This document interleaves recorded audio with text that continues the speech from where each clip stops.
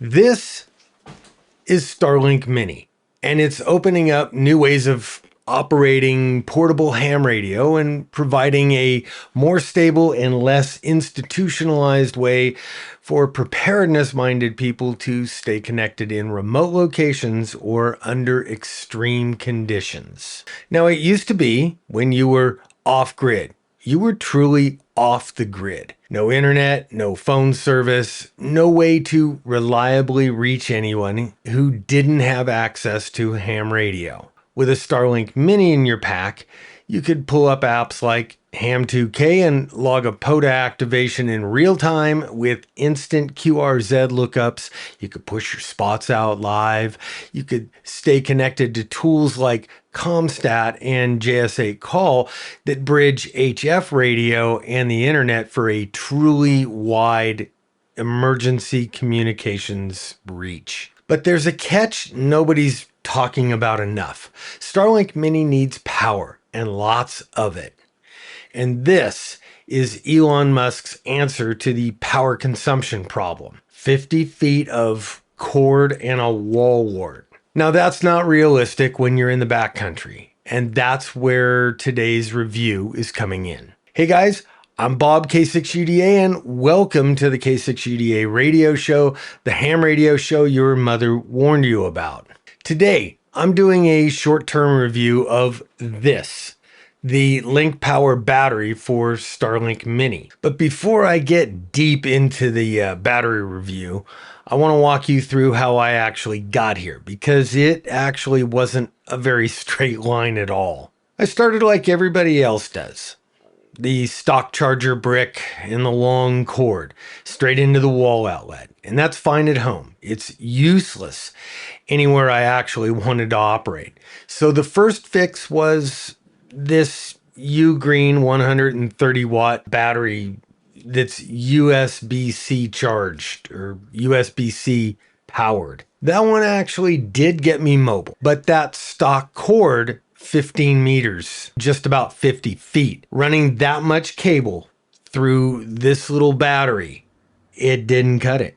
There was just way too much resistance for that battery to power the Starlink Mini. I went out and I bought a 15-foot cord here with a USB-C end and a Starlink end on that side. And that got me enough current to run the Starlink Mini. But two problems stuck with me. There was very limited runtime off that battery, about an hour, and almost zero weatherproofing on the entire setup.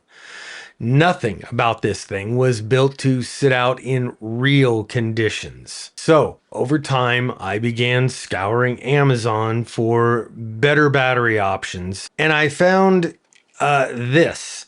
This is the LinkPower 1 from PeakDo, and this was on sale on Amazon, so I picked one up. Now, what originally impressed me about this was a battery specifically built to fit on the Starlink Mini, and you didn't have anything hanging off. After I had ordered and got the PeakDo 1, PeakDo reached out and they offered to let me test their new LinkPower 2. I want to be upfront, this video isn't sponsored. And everything I'm telling you here is my honest opinion on both of these two units. So my big criteria through this whole evolution has been the same. The form factor and the battery life. Everything else is secondary. If it doesn't mount cleanly to the Starlink Mini and it doesn't get me meaningful runtime in the field, it doesn't matter what else it does. Now, I got the same mission for both of these LinkPower units. I need to keep a Starlink Mini running when I'm in the middle of nowhere or I'm not near a wall outlet. They both got the same battery capacity, the same basic idea, but PeakDo did make some real changes in Generation 2, and I'll walk you through what's actually different and whether it matters in the field. All right, let's talk specs for a second, because there's a couple of differences here that actually matter in the field. First, Starlink Mini power adapter compatibility. The version 2 is compatible with the stock Starlink power adapter. The version 1 is not. And that matters because it affects the way you can charge your battery. On the version 2, you've got DC, magnetic DC, and USB-C.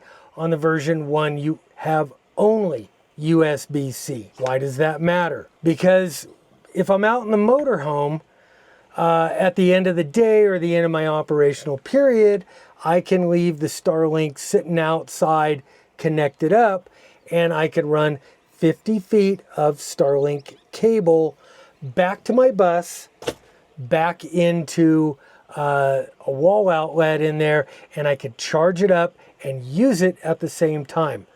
I can't do that on the version 1. And the magnetic DC connection, by the way, that is actually built around a sunroof mounting kit.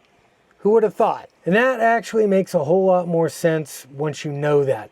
Since a sunroof kit that's made to hold flat against the roof, not at some random angle. Now, runtime claim. PeakDo says 5 hours.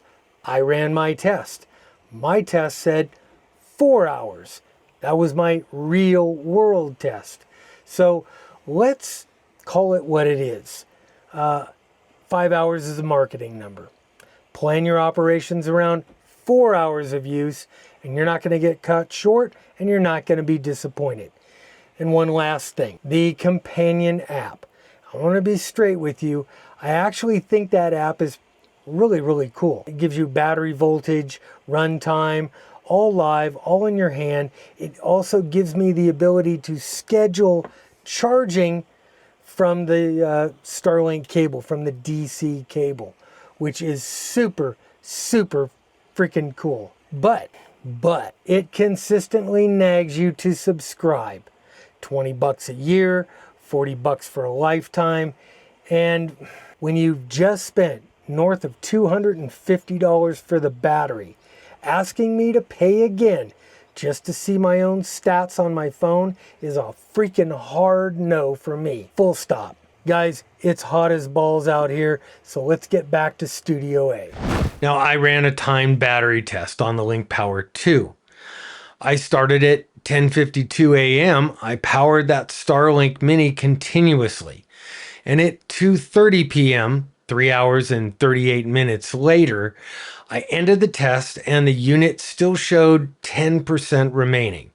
And if you run that out to a full drain, you're looking at right around 4 hours of real world time.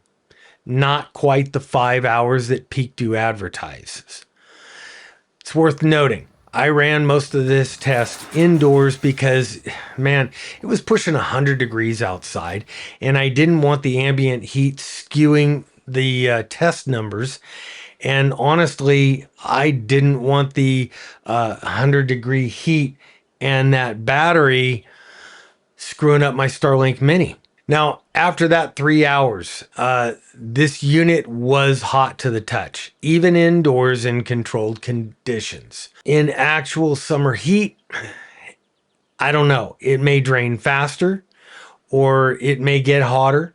And if it gets hotter, that might not be a good thing. This is exactly the setup that makes doing things like ham 2K and live POTA spotting possible from a site with absolutely zero infrastructure. Now guys, POTA is genuinely fun. It's great practice for operating under less than ideal conditions. But let's talk about the real reason this matters, which is powering that Starlink Mini for remote, off-grid, or the emergency conditions. Now, when I say grid down, I'm not talking about end of the world down. I'm talking about things like major hurricanes, ice storms, fire, flooding. You know, the everyday stuff that you could realistically get you cut off from a still functioning outside world for days or maybe even weeks. In that situation, you're probably not firing up your Starlink to stream Netflix. You're trying to reestablish communications with family, close friends, or you're trying to summon help. So in conditions like that, I could see turning your Starlink on for several minutes at a time. You get your news, you get your information. You send your traffic out. and then you shut it off and you wait for the next operational period.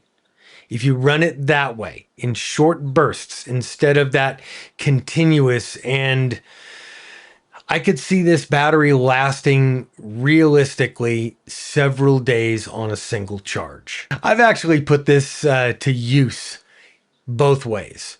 On the POTA side, I've done a few activations. I've run this exact setup. I've used the Starlink to push out my spots and pull QRZ data on the hams that I've worked. On the CommStat side, I've done the same thing with JS8 call. I've worked HF traffic and had Starlink push that traffic out over the internet to the entire magnet group. Two very different use cases in the same battery doing double duty on both jobs. Get you on the air, get your information out, you get the answers back, all from a site with nothing else, no other way to communicate outside your off-grid area. Now, if you're doing casual POTA or weekend activations close to the truck, the LinkPower 1 gets it done and it saves you real money. But if you're actually intending on taking the thing into hostile conditions, real weather, real dust, real grid down scenarios, I think that LinkPower 2 is really the winner. Both of these units add substantial weight to your Starlink Mini setup. I mean, these are big batteries, but the ability to just turn it on and have it run with no cables, no battery, external batteries, no babysitting. I just turn it on, throw it on the ground or a table and walk away. That, my friends, more than makes up for the extra weight in my backpack. Now, my honest opinion about this thing, this is how the Starlink Mini should have been equipped right from the factory in the first place. All right, guys, that's all I've got this time. Remember, subscribe if you haven't. Like this video if you do. I'm Bob K6UDA, and I'm out of here. 7-3.